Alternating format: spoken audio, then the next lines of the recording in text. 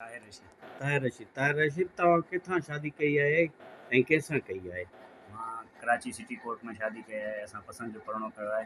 कंहिंसां कयो आहे? महक नालो आहे छोकिरी जो। अच्छा, जी। उहा केरु आहे ज़ात जी? शेख आहे। अच्छा, हाणे तव्हां छा चवणु चाहींदो?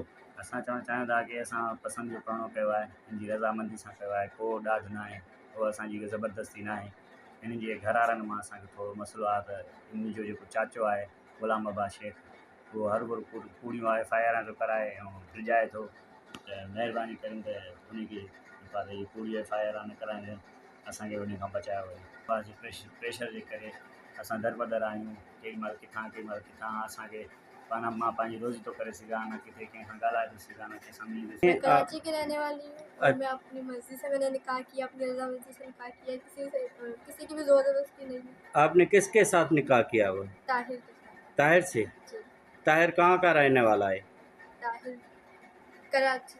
अच्छा, आप अभी आपकी ज़िंदगी कैसे गुजर रही है? दरबदर गुजर रही है, बहुत मुश्किल है।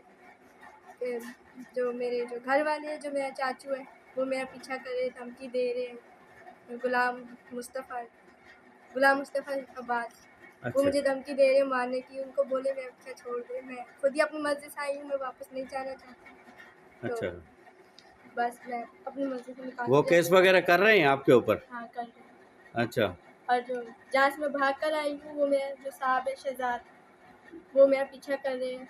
मैं वहाँ से कुछ भी नहीं लेकर आई, बस 2 सूट में आई हूँ।